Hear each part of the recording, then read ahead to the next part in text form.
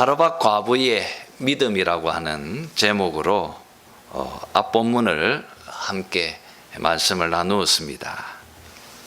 이제 오늘은 우리가 읽은 이 본문을 가지고 사르밧 과부의 신앙 고백이라는 제목으로 함께 말씀을 나누려고 합니다.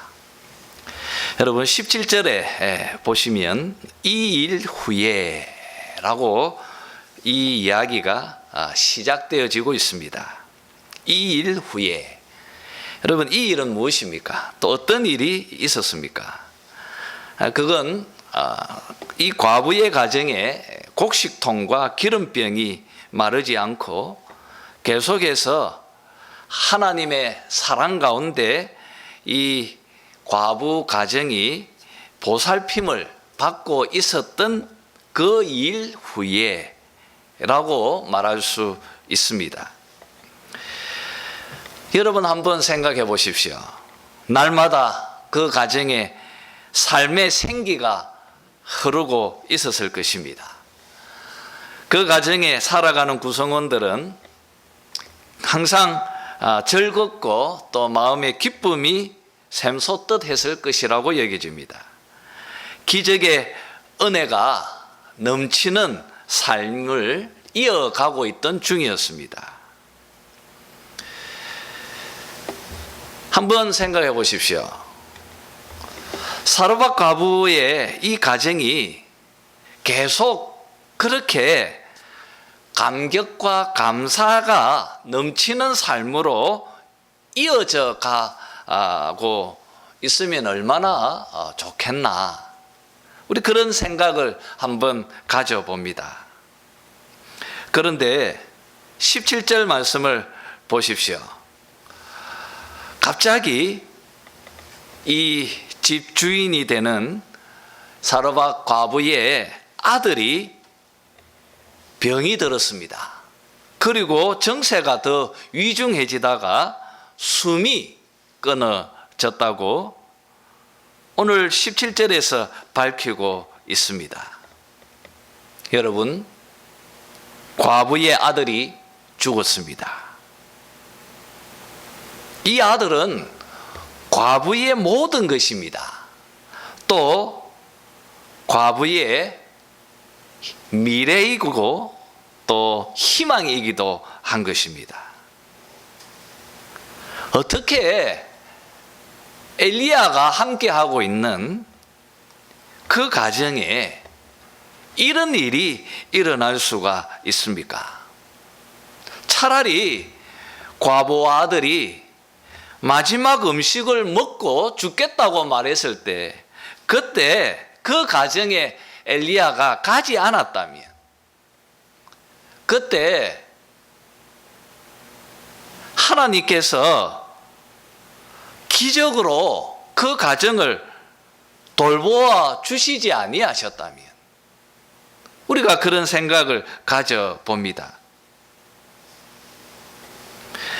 여러분, 하나님께서 기적과 같은 표적을 보여주시면서 이 과부와 그 아들을 생존케 해 주셨는데 그런데 왜 지금 아들이 죽게 되어졌습니까? 왜 하필 하나님은 이 시점에서 이런 일이 일어나도록 하셨습니까? 이것이 우리가 마음에서 갖게 되어지는 질문이기도 합니다. 하나님, 왜 지금입니까? 그리고 왜 이런 일이 일어나고 있습니까? 이런 질문은 우리가 세상을 살아가면서 참 자주 되뇌이는 그런 고통스러운 그런 질문이기도 한 것입니다. 우리의 믿음과 완전히 반하는 그런 모순된 현실 속에서 과부는 18절에서 원망 섞인 말로 이렇게 말하고 있습니다. 하나님의 사람이여, 당신이 나와 더불어 무슨 상관이 있기로 내 죄를 생각나게 하고 또 내 아들을 죽게 하려고 내게 오셨나이까? 여러분, 이 말이 무엇입니까?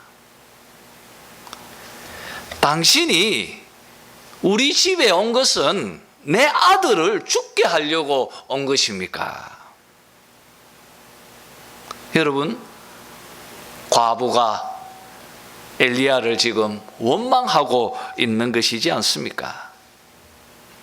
당신 때문에 내 아들이 죽었습니다. 그런 표현이기도 한 것입니다. 여러분, 왜 과부의 아들이 죽었습니까? 무엇 때문에? 왜 이 시점에서? 과부의 말처럼 과부의 죄 때문에 죽은 것입니까? 또 20절에 보면 엘리야가 하나님께 이렇게 기도를 하죠. 여호와여, 주께서 또 내가 우거하는 집 과부에게 재앙을 내리사 그 아들이 죽게 하셨나이까? 왜? 사실 왜 이 아이가 지금 죽었는지 과부도 모르고 또 엘리야 역시도 아들의 죽음에 대해서 이유를 모르고 있다고 20절에서 우리가 알게 되어지는 것입니다.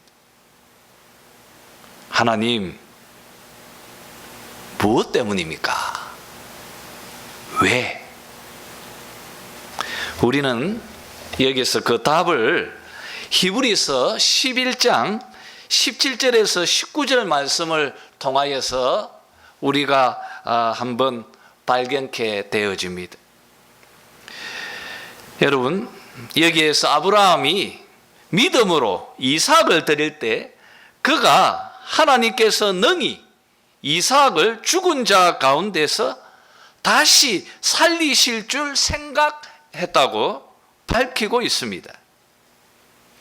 하나님께서 아브라함에게 이삭을 바치라고 말씀하셨습니다. 왜 하나님께서 아브라함에게 이삭을 바치라고 하셨습니까?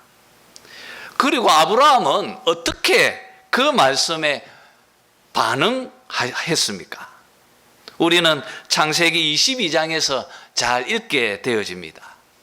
그 사건에 대해서 히브리서 기자는 이렇게 말하고 있는 것입니다.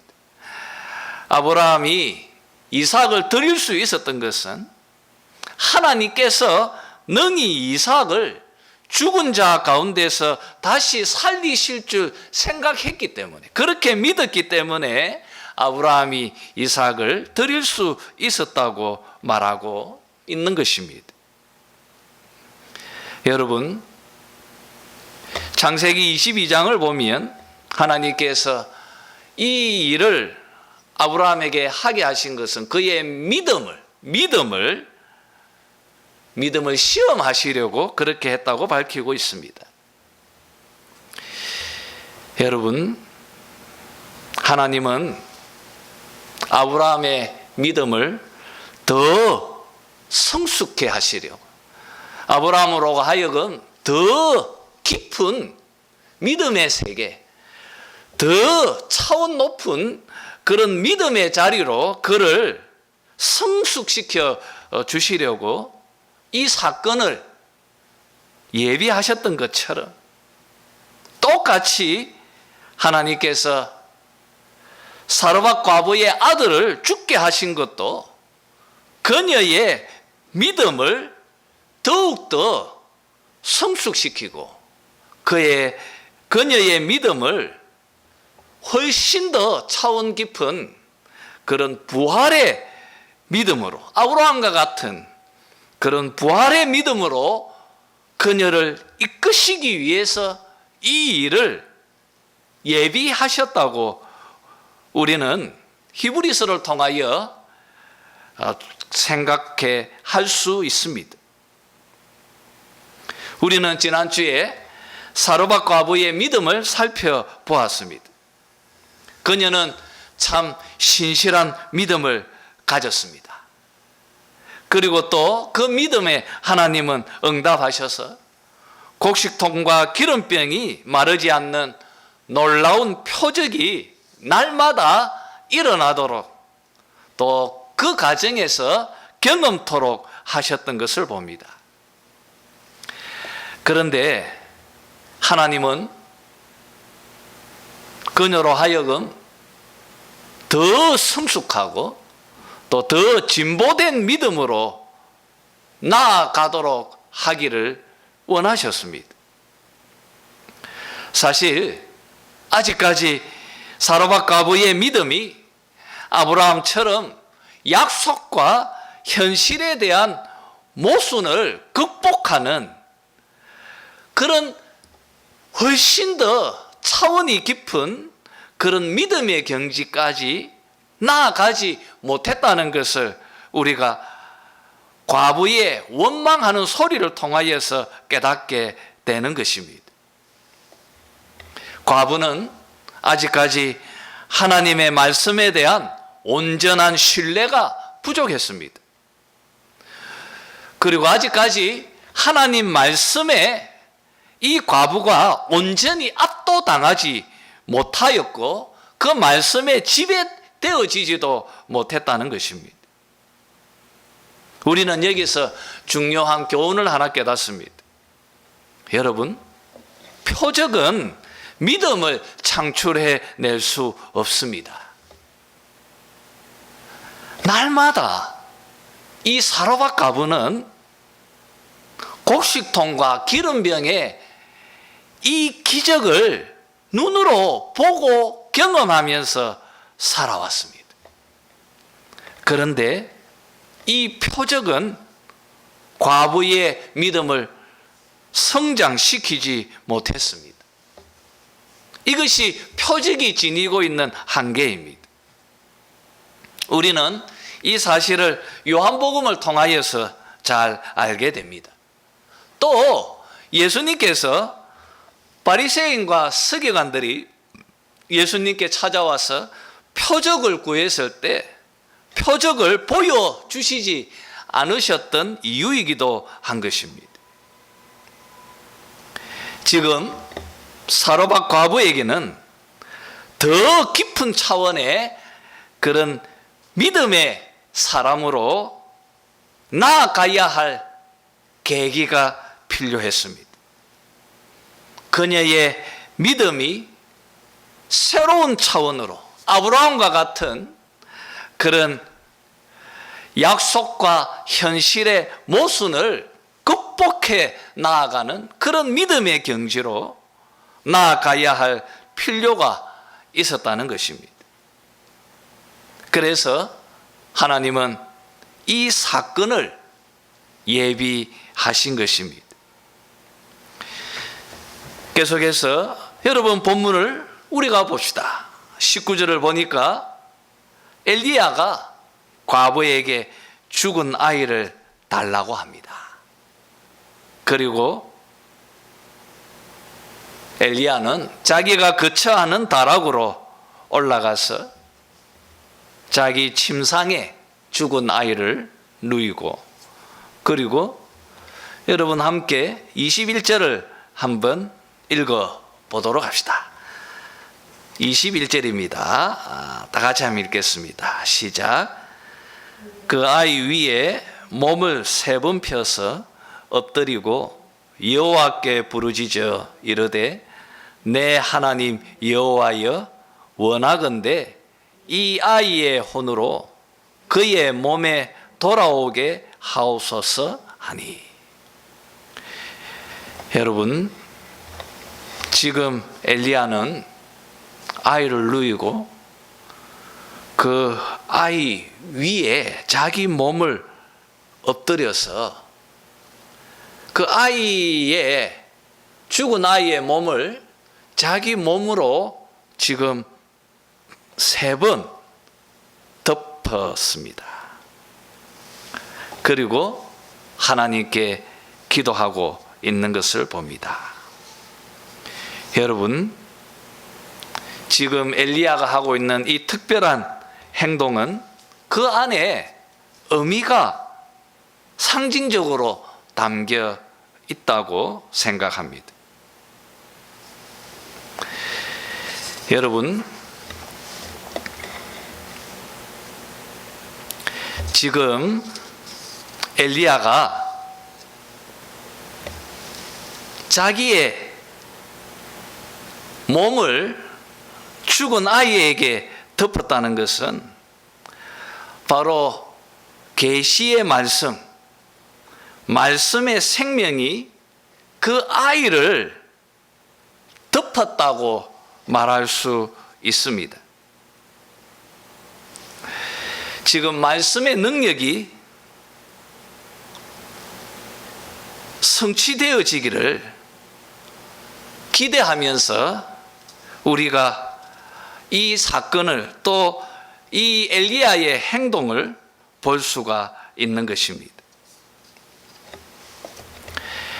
여러분, 우리는 여기서 우리 주 예수 그리스도를 보게 되어집니다. 하나님의 말씀으로 오신 우리 주 예수 그리스도,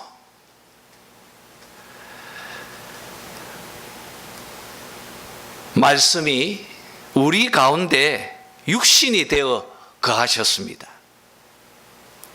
예수님께서 온전한 계시로 이 땅에 오셨습니다.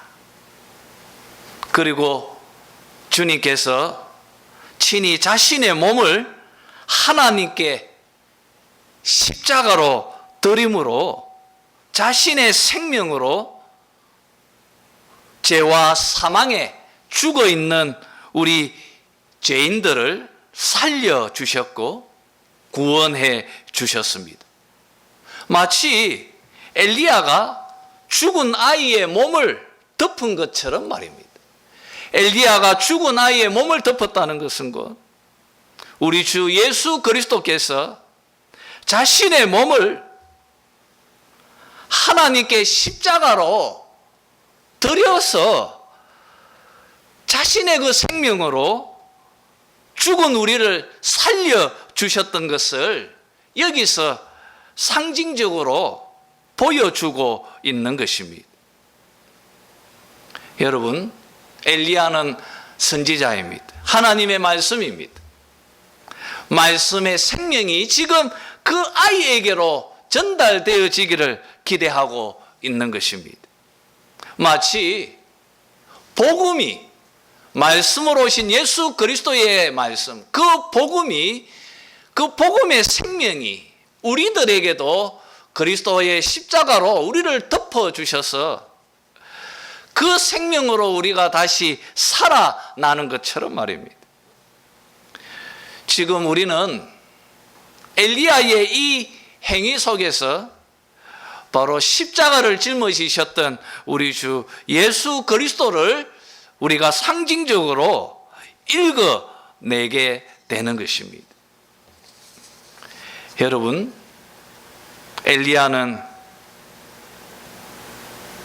이 아이를 덮으면서 이렇게 기도합니다.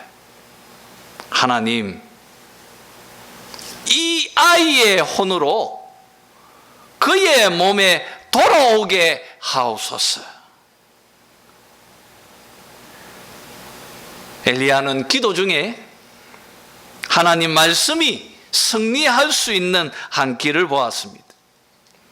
그것은 바로 말씀의 능력으로 그 아이가 다시 살아나는 것입니다. 여러분, 부활하는 것입니다.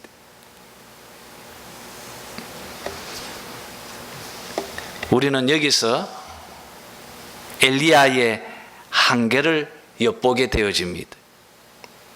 여러분, 그는 우리와 똑같은 성정을 가지고 있는 사람입니다. 그는 하나님 앞에 간청하고 기도하는 그런 한계를 지니고 있는 존재입니다. 여러분, 엘리야는 우리 주 예수 그리스도를 예표하고 있는 사람입니다. 그는 한계를 지니고 있습니다. 엘리야는 이 아이에게 영원한 생명을 줄 수가 없습니다. 이 과부의 아이는 또다시 죽을 것입니다. 그것이 엘리야의 한계인 것입니다.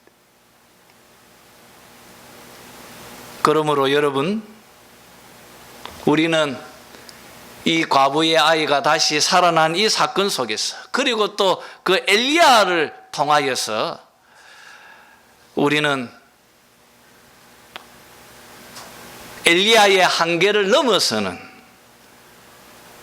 우리들의 온전한 선지자이시고 또 우리들의 왕이시고 우리들의 대제사장 되시는 우리의 메시아, 우리들에게 영원한 생명을 주실 분, 우리들의 중보자 되시는 우리 주 예수 그리스도를 다시 한번 여기서 읽어내게 되는 것입니다. 우리는 요한복음을 통하여서 영생을 우리가 보게 되어집니다. 어떻게 그리스도 안에서 죽음이 극복되어지고 또 어떻게 우리가 부활의 생명 속으로 들어가는지를 우리는 알게 되는 것입니다. 요한복음 11장 25절 26절 말씀입니다. 나는 부활이요 생명이니 나를 믿는 자는 죽어도 살겠고 무릇 살아서 나를 믿는 자는 영원히 죽지 아니하리라고 주님께서 말씀하셨습니다.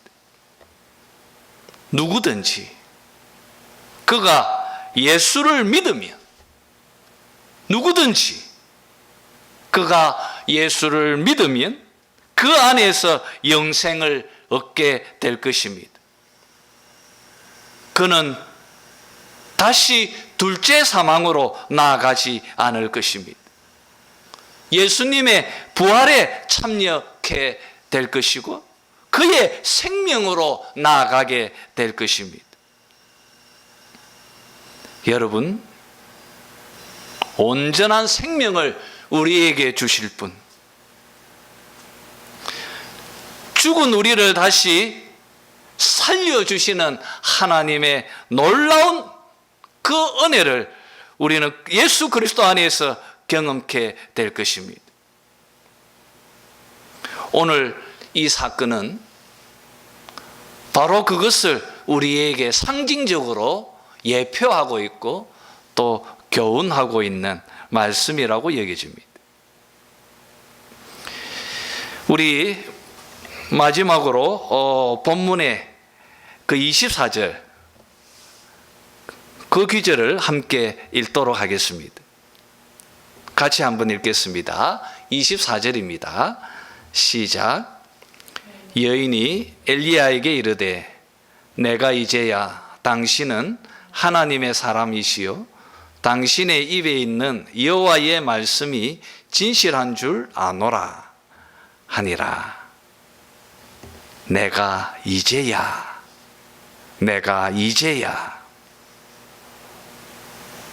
여러분, 하나님은 이 일 후에 곡식통과 기름병의 표적 이후에 그의 아들을 죽음에서 살려주심으로 과부의 입을 통하여서 내가 이제야 이렇게 고백하면서 자기의 믿음을 고백하고 있는 바로 그 신앙 고백을 들으시려고 또 그 여인을 그런 믿음의 자리로 세워 놓으시려고 이 사건을 예비해 주신 것입니다. 내가 이제야 당신의 입에 있는 여호와의 말씀이 진실한 줄 아노라. 당신의 입에 있는 여호와의 말씀이 진실한 줄 아노라. 여호와의 말씀이 진실한 줄 아노라. 여인을 통하여 이 위대한 신앙의 고백을 하나님께서 듣고 계시는 것입니다. 여러분, 이스라엘 백성들은 지금 이방 여인인 이 사로밧 과부의 이 부활신앙의 고백을 부끄러워해야 하는 것입니다. 이스라엘 백성 역시도 똑같이 지금 가뭄을 겪고 있습니다. 그들은 가뭄 속에서 하나님께서 자기들에게 주고 계시는 그 음성을 들어야 했습니다. 비가 오지 않는다는 것, 그것이 바로 중요한 표적입니다. 그들은 말씀에 그 하나님의 두려운 심판을 경험하면서도 회개하지 않았습니다. 또 믿음으로 나오지도 않았습니다. 아합은 여전히 그 자리에 머물러 있습니다. 이스라엘 백성들은 똑같이 침묵하고 있습니다. 그런데 하나님께서 이스라엘 백성들에게 들어야 할 그 신앙의 고백을, 그 온전한 아브라함과 같은 모순을 극복해내는 그런 믿음의 고백, 이 신앙의 고백을 이방 여인을 통하여서 이 사로밧 과부의 입을 통하여 듣게 하고 있는 것입니다. 그러면서 하나님께서 이스라엘 백성들에게 정말 무엇을 원하고 계시는지를 사로밧 과부를 통하여서 보여주고 계시고, 또 그것을 알려주려고 이 사건이 지금 이 자리에 있다고 여겨집니다. 이제 말씀을 정리하도록 하겠습니다. 오늘 사로밧 과부의 이 신앙 고백 속에서 우리가 특별히 집중해야 할 것은 여호와의 말씀이 진실한 줄 아노라. 여호와의 말씀이 진실한 줄 아노라. 이 표현에 여러분이 집중하시기를 바랍니다. 믿음이 무엇입니까? 이 과부의 믿음의 실체가 무엇입니까? 그것은 하나님 말씀에 대한 전적인 신뢰입니다. 그리고 하나님께서 이 여인에게 요구하고 계시는 그 믿음의 본질이기도 한 것입니다. 하나님의 말씀에 대한 신뢰. 그리고 여러분, 우리에게 찾아오신 이 말씀의 결정판, 살아있는 우리 가운데 거한 하나님의 말씀, 바로 말씀이 육신이 되신 우리 주 예수 그리스도를 향한 신뢰이기도 한 것입니다. 여러분, 모든 표적들은 하나님 말씀에 벗어날 때 표적의 그 목적에서 이탈하는 것입니다. 표적만 보는 자들은 아무것도 할 수가 없다는 것을 기억해야 하는 것입니다. 표적만으로 하나님을 만날 수 없습니다. 사람들은 그래도 끊임없이 표적을 구하고 있습니다. 여러분, 하나님 말씀보다 더 위대한 표적은 있을 수 없는 것입니다. 모든 표적은 우리로 하여금 그 말씀을 향한 신뢰로 나아가야 할 것이고, 우리로 하여금 우리의 중보자 되시는 예수 그리스도를 향한 믿음으로 나아가야 할 것입니다. 여러분, 우리는 이 여인처럼 온전한 신뢰로 또 온전한 믿음으로 말씀을 향한 그 믿음으로 나아갈 때, 그때 그 말씀 안에서 하나님의 영광을 보게 될 것입니다. 여러분, 하나님께서 여러분에게 요구하시는 것, 그리고 사르밧 과부에게 요구하셨던 이 위대한 신앙의 고백, 이것이 바로 여러분의 것들이 되어지기를 주님의 이름으로 축원합니다.